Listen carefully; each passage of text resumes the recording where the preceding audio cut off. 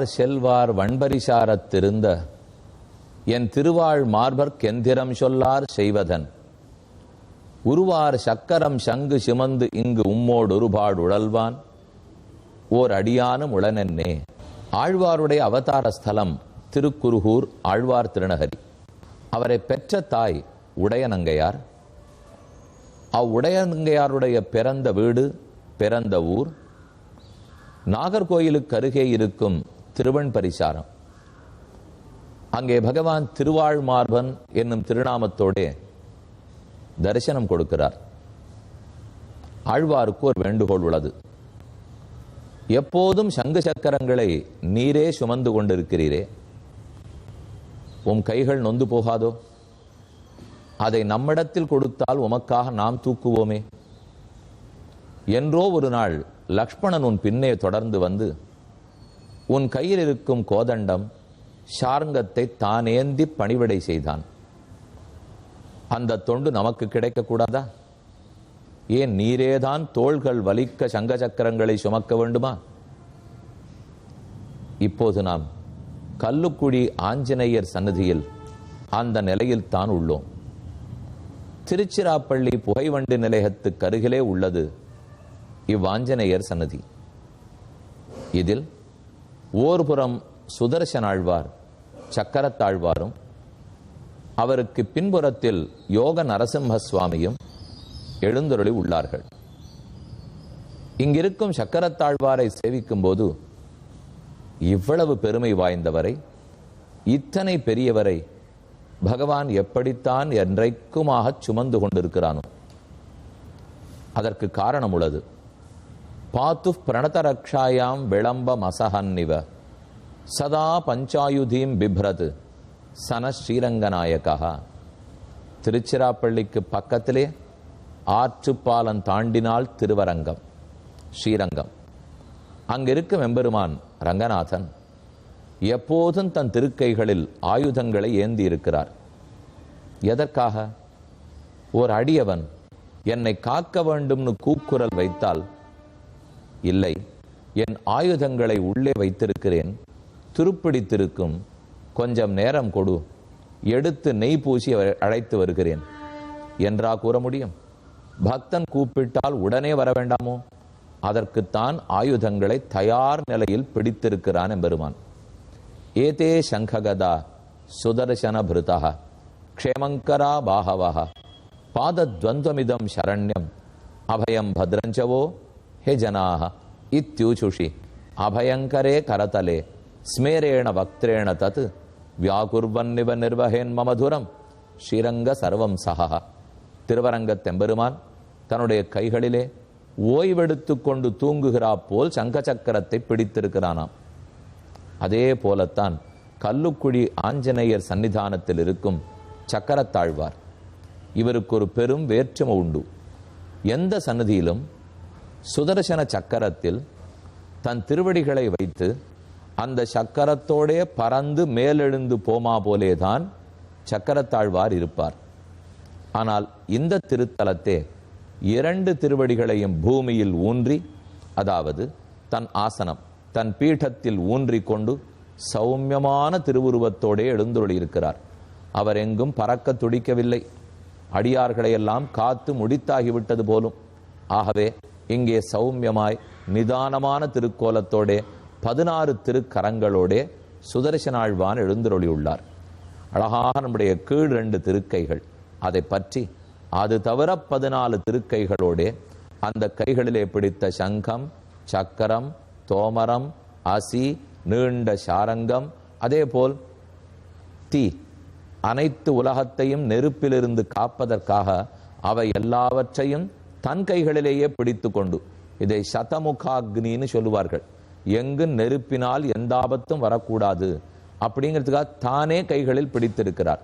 இப்படி ஓரொரு திருக்கையில் ஓரொரு ஆபரணத்தோடே ஷோடச ஆயுதங்களை ஷோடச புஜங்களாலே ஏந்தி கொண்டு சக்கரத்தாழ்வார் எழுந்தருளியிருக்கிறார். அழகான திருவடிகளை பதித்திருக்கும் திருக்கோலம். மூலவரையும் சேவித்துக் கொண்டோம், உற்சவமூர்த்தியும் சேவித்துக் கொண்டோம். பின்புறம் பார்த்தோமானால் யோக நரசிம்ம சுவாமி, அதாவது 1000 திருநாமங்கள் பகவானுக்கு. அதில் ஒரே நாமம் நாராயண நாமம். அந்த ஒரு திருநாமத்தை சொன்னான் மகனான பிரகலாதன். எங்கு முழன் கண்ணன் என்ன மகனை காய்ந்து இங்கில்லையால் என் இரணியன் தூண் புடைப்ப அங்கப்பொழுதே அவன் வீய தோன்னிய என் சிங்கப்பிரான் பெருமை ஆராயும் சீர்மைத்தே. ஒரு குழந்தை நாராயண நாமத்தை சொன்னதுக்காக அது பெரும் குற்றமா? அந்த குற்றம்னு சொல்லி ஹிரண்யகசிபு கடிந்தான், பிரகலாதனை கொல்ல முற்பட்டான். பிரகலாதன் நல்லது எடுத்து கூறினான், காதில் ஏறவில்லை. அவனுக்காகத்தான் நரசிம்ம சுவாமி பிறந்தார். ஆனா அவர் உக்ர நரசிம்மர், கோபமான நரசிம்மர். இப்ப நாம் கல்லுக்குழி சன்னிதானத்தில் சேவிப்பவர் யோக நரசிம்மர். அவர் கோபமெல்லாம் தீர்ந்து யோகத்தில் எழுந்துருளி தன் பக்தர்களை எப்படி காப்போம் என்கிற சிந்தனையோடு எழுந்துருளி இருக்கும் இடம். இன்று இவர்களை சேவித்துக் கொள்ளும் பாக்கியம் பெற்றோம். இனி அடுத்தது அயோத்தியா காண்டத்தில் 75வது சர்க்கத்தில் உள்ளோம். பரதனுடைய சபதங்கள் வரிசையா சூளுரைக்கிறான். என் அனுமதியின் பேரில் ராமன் காட்டுக்கு சென்றிருந்தால் எனக்கு இந்த பாபம் வரட்டும், இந்த பாபம் வரட்டும், இணைய பாபம் வரட்டும் என்று 40 பாபங்களுக்கு மேல், ஒன்றில்லை இரண்டில்லை. இந்த பட்டியலை நாம படிச்சுட்டோம்னால் வேற ஒன்று தெரிஞ்சுடலாம். பரதனுக்கு இந்த ஒரு பாபம் வரப்போவதில்லை. அது உங்களுக்கும் தெரியும், அடியனுக்கும் தெரியும். ஏன்னா அவன் அனுமதியின் பேரில் ராமன் செல்லவே இல்லை. பின்ன இப்ப இந்த சர்க்கத்தை படிக்கிறதுல என்ன லாபம் தெரியுமோ? இது முழுக்கவே கௌசல்யனிடத்தில் பரதன் எடுக்கும் சூளுரை. கௌசல்யை பரதனை சற்றே சந்தேகித்தாள். இவனும் ஒருவேளை உடந்தையாக இருப்பனோ, தாயும் மகனும் சேர்த்து தான் அனுப்பி இருப்பார்களோ, அது கண்டு பொறுக்க மாட்டாத பரதன் சூளுரைக்கிறான். இந்த குற்றம் புரிந்தவனுக்கு என்ன பாபம் வருமோ அது எனக்கு வரட்டும், இந்த குற்றம் புரிந்தவனுக்கு என்ன பாபமோ எனக்கு வரட்டும்.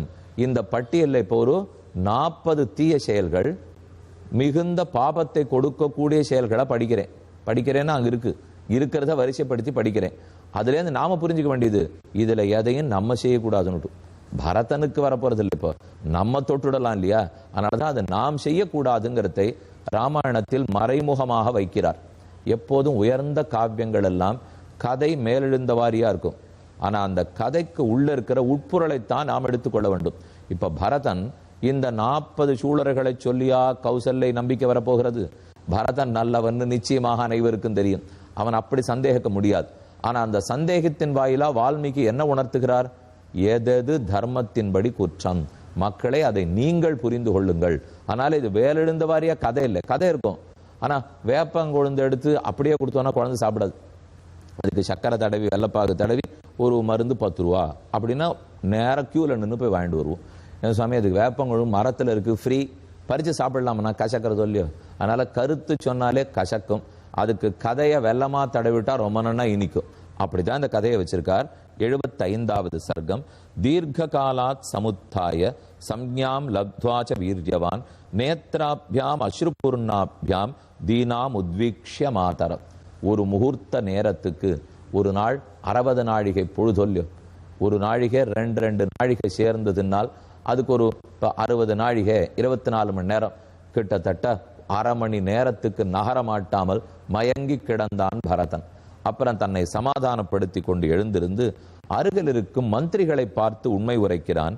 ராஜ்யன்ன காமையே ஜாது மந்திரையே நாபி மாதரம். இந்த தாய்க்கும் எனக்கும் தொடர்பில்லை. அரசில் எனக்கு ஒரு துளி கூட விருப்பமில்லை. அபிஷேகம் ந ஜானாமி யோபூத்ராக்ஞா சமீட்சிதா. என்றென்றும் ராமன்தான் அரசன். எனக்கு அரசு பொறுப்பிலோ பட்டாபிஷேகத்திலோ விருப்பமில்லை. வனவாசன்ன ஜானாமி ராமஸ்யாகம் மகாத்மனஹா. ஏன் ராமன் வனத்துக்கு சென்றான் எனக்கு தெரியாது. கைகை ஏன் இப்படி கேட்டாள் எனக்கு உண்மை தெரியாது. நடந்தது குற்றம், அது மட்டும்தான் மந்திரிகளே எனக்கு தெரியும். நான் சொல்லும் வார்த்தை முதலில் நம்புங்கள். விவாசனஞ்ச சௌமித்ரேஹே சீதாயாச்ச யதா பவத் ததைவ குரோஷதஸ்தஸ்ய பரதஸ்ய மகாத்மனஹா. இப்படி அழுது புலம்பிக் கொண்டு மந்திரிகளை சமாதானப்படுத்தி கொண்டிருந்த பரதன், அவன் குரல் அடுத்த கட்டில் இருந்த கௌசல்யக்கும் சுமித்திரைக்கும் காதுகளுக்கு எட்டித்து. அப்போது கௌசல்யை சுமித்திரை பார்த்து, தீயவளான கைகையினுடைய மகன் வந்திருக்கிறான் போலும், அவனை உடனடி பார்க்க வேண்டிய, இப்பவே அழைத்து வா. ஆள் வந்தார்கள். பரதன் அவள் கூப்பிடுவதற்குள்ளாக தானே கௌசல்யை நமஸ்கரிக்க வேண்டும் என்கிற ஆசையோடு வருகிறான். கௌசல்யா சப்தம் ஆக்ஞாய சுமித்ராம் சேதம் அப்ரவீத் ஆகத கிரூர காரியாயாக கைகேய்யாக பரதசுதா தமகம் திரட்டுமிச்சாமி பரதம் தீர்க்க தரிசனம். நல்ல நெடுநோக்கு பார்வை கொண்டவனான சிந்தனையாளனான பரதனை பார்க்க விழுகிறேன் குத்தலாக கூறினாள் கௌசல்யை. நெடுநோர்க்கு பார்வைன்னா என்ன தெரியுமா?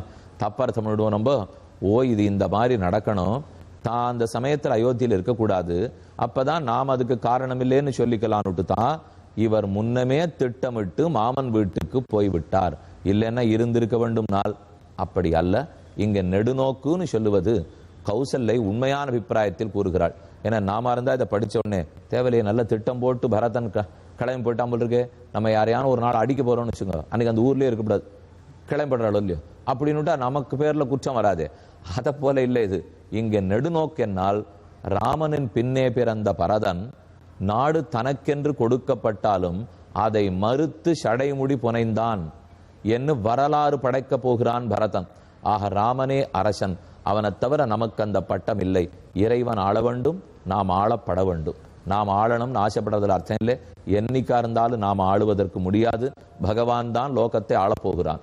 இல்லையே பல பேர் ஆளுகிறார்கள் என்னால் பிரதிநிதியாக, அவனுக்கு பிரதிநிதியாக ரெப்ரசன்டேஷன், அப்படித்தான் யாருமே ஆள முடியுமே தவிர நாம அரசனாயிட முடியுமா? அது என்னைக்கு இருந்தாலும் ராஜாராமன் தான். ஆனால் அவர் தான் அரசன், நான் அல்லன். இது நன்னா தெரியும் பரதனுக்கு.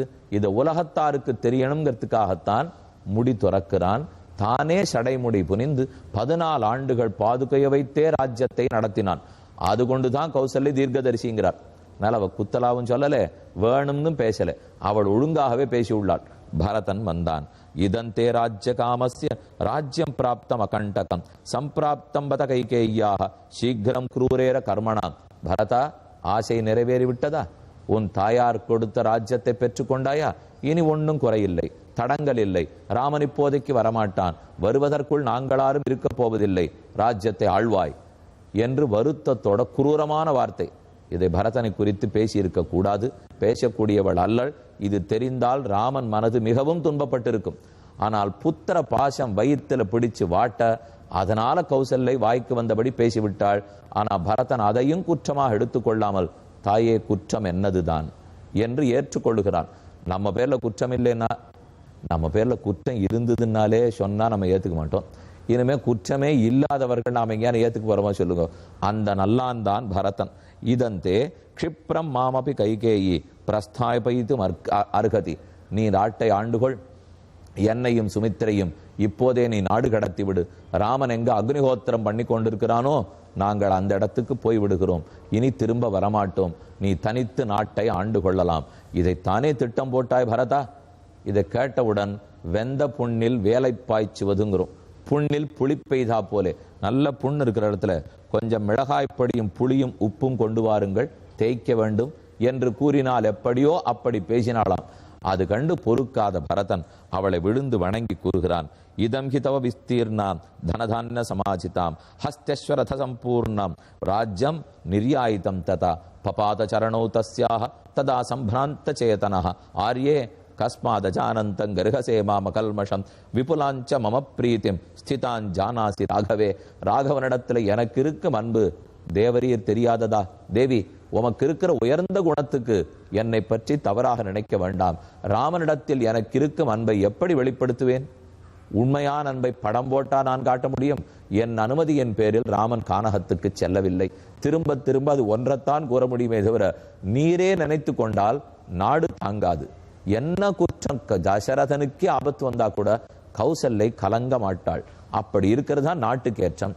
ஒரு வீட்டுக்குண்டான தலைவி கலங்காமல் நின்றால்தான் கணவன் கலங்கலாம், ஆனால் மனைவி கலங்க மாட்டாள். அதனாலதான் எப்பவுமே குடும்ப தலைவின்னு சொல்றோம். தலைவன்கிறத விட குடும்பத்துக்கு தலைவி, இல்ல தரசின்னு சொல்றோம். என்னைக்கான இல்ல தரசன்னு சொல்லியிருக்கோமோ? சொல்ல மாட்டோம். ஏன்னா அவர் அரசனே இல்லை, அதனாலதான் சொல்றதே இல்லை. அப்ப அந்த இல்லத்துக்கே அரசி யாரோ அவள் கலங்கினால் இல்லம் தாங்காது, நாட்டுக்கரசி கலங்கினால் நாடு தாங்காது. இதைத்தான் பரதன் பிரார்த்தித்து இதோ சூளுரைத்தோம் 1 2 3 4 40 42 என்ன கூறுகிறான்னு பார்ப்போம். இந்நிகழ்ச்சி ஸ்ரீராமனின் அருளமுதம்.